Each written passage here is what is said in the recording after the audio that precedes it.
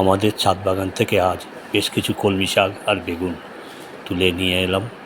বেশ সুন্দর হয়েছে, তাই সেগুলো দিয়ে আর কলমি শাকের ঝোল শাক তৈরি হয়ে গেল। তাই ভাবলাম এগুলো আজ সবার সাথে শেয়ার করি। বেগুন, কলমি শাক, এর সাথে অন্যান্য গাছগুলোই ভাবলাম আজকে একটা একটা করে সবার সাথে শেয়ার করে নিই। একটা একটা করে দেখালে দেখতেও ভালো লাগে এবং স্পষ্ট করে দেখা যায় গাছের অবস্থা কী। আমাদের এই ছাদ বাগান সম্পূর্ণ জৈব সারে তৈরি। আগেই একদিন শেয়ার করেছি জৈব সার কীভাবে সবজির খোসা, সব ধরনের খোসা কুচি কুচি কেটে কীভাবে গাছে আমি সার হিসাবে ব্যবহার করি।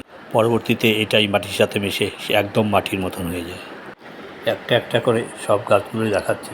জবা, বিভিন্ন ধরনের জবা, নামগুলো লিখে গন্ধরাজ, লেবু আর গন্ধরাজ।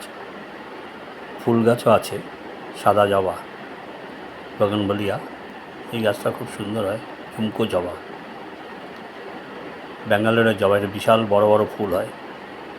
নয়নতারা, এটা নিজের থেকে গাছগুলো হয়, এটা খুব বড় হয়েছে। পেয়ারা গাছ, বারুইপুরের পেয়ারা। কলম গাছ, শেফালি ফুল গাছ, এটা কলমের আম গাছ, আম্রপলি। কাঠগোলাপ গাছ, গন্ধ লেবু গাছ, গন্ধরাজ ফুলের গাছ। বেগুন, এই বেগুন, এগুলো গত বছরের গাছ কাটিনি। এইটা হচ্ছে গন্ধরাজ ফুল গাছ, এটা ছিল। এটাও বগনভেলিয়া, বুঝতেই পারছেন। আর এটাও বগনভেলিয়া, ঝুমকো ফুল, ঝুমকো। এটা শেফালি ফুল গাছ। পেয়ারা গাছ, এটাও কলমের। নয়নতারা আগেই বললাম। পাতিলেবু গাছ, গন্ধরাজ ফুল গাছ, এটা পাশাপাশি। বেলি আর জবা পাশাপাশি।